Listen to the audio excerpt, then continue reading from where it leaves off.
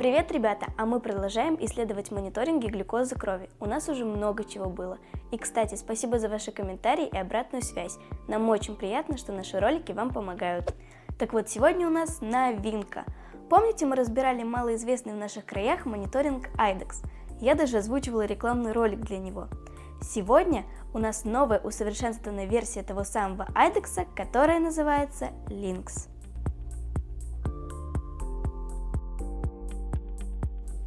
Первое, что бросается в глаза, это размер упаковки, потому что та версия была значительно больше. И, кстати, там было две коробки. Одна была с мониторингом, а вторая с трансмиттером.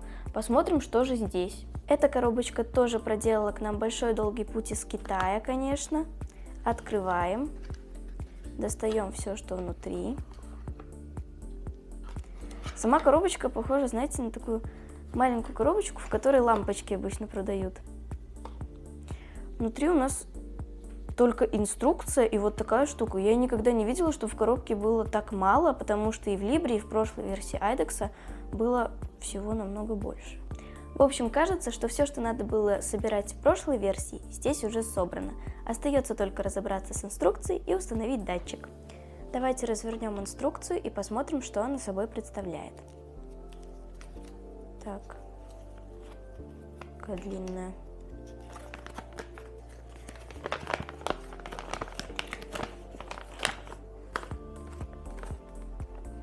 Тут есть картиночки поэтапные, можно посмотреть, как поставить датчик.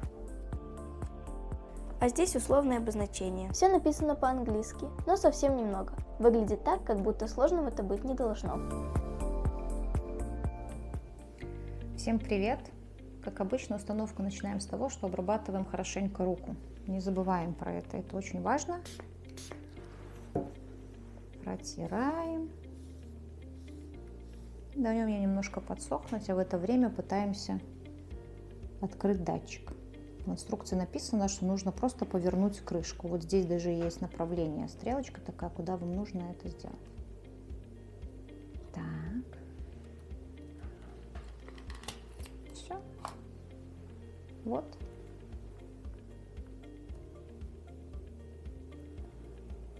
Выглядит, в принципе, как и остальные датчики. Как все мониторинги, вон пластырь, иголка, только что не нужно было самим собирать, а там уже все готово. Ну вот и сверху есть кнопка, на которую нужно будет нажать. Вот наша ручка.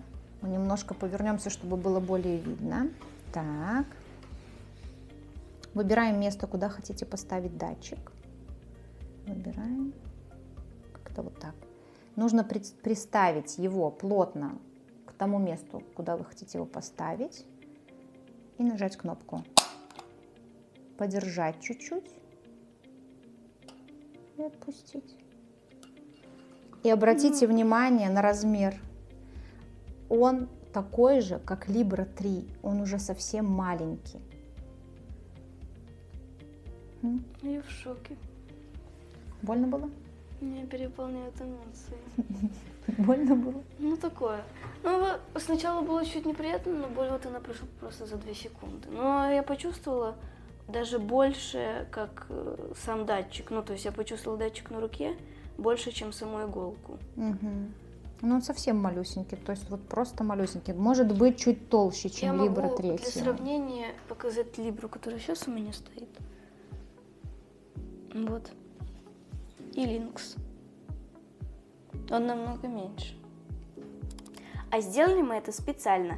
Датчик LYNX для нас новый, неизвестный и, возможно, сырой. Поэтому мы будем сравнивать показания Libre 2 и новый IDEXX, который теперь называется LYNX. Так, мы, кажется, что-то забыли. Так это не мы забыли. Так это вы забыли лайк поставить. Лайк, подписка, погнали дальше. Ну, и как известно, ни один мониторинг не работает у нас без приложения. Приложение, которое подходит этому мониторингу, называется LYNX App, и оно есть в Google Play и в App Store. Сейчас будем это сказано искать. В инструкции вот тут вот. Тут. Открываем наш магазин Google Play. LYNX App. Вот он сразу выскакивает.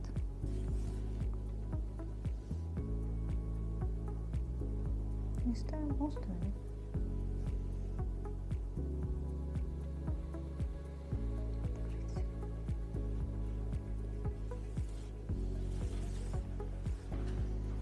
Так, просят логин либо регистрацию. Мы регистрируемся. Так, сначала просят почту, вводим каждый свою почту. При регистрации приложение попросит у вас пароль, а также код верификации, и этот код придет к вам на почту, которую вы указали. После того, как вы все сделаете, появится вот такая картинка. И на ней будет предложено уже выбрать, вы хотите видеть свои показания в миллиграммах или в миллимолях. И мы выбираем миллимоли. У нас открывается вот такое меню, где есть восклицательные знаки. Это приложение просит у нас разрешение на то, чтобы была связь с Bluetooth, на то, чтобы батарея работала оптимизированно. Поэтому мы даем разрешение уведомлений.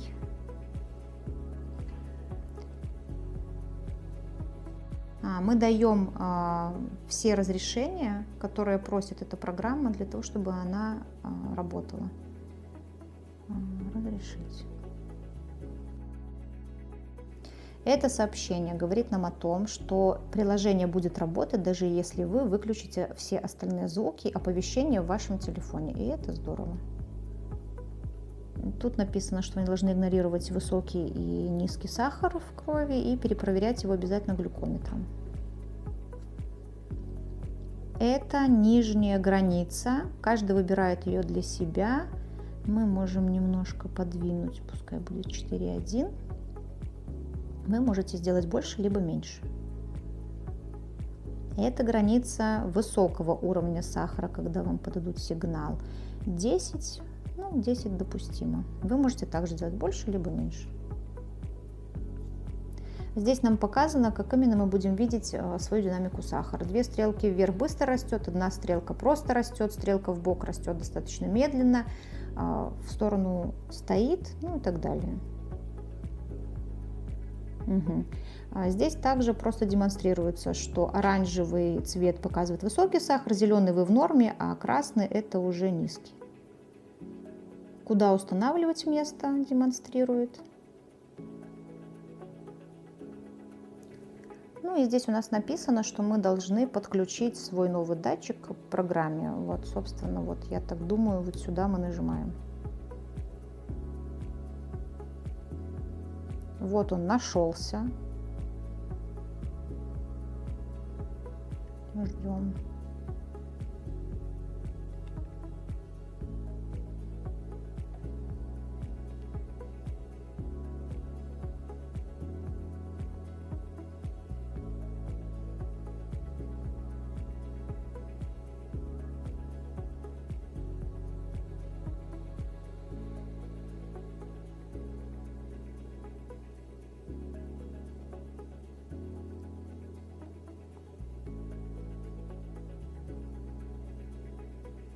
Все, датчик пошел на разогрев 60 минут. Ура! Идем на перерыв и вернемся, когда он разогреется, и ему будет уже тепленько.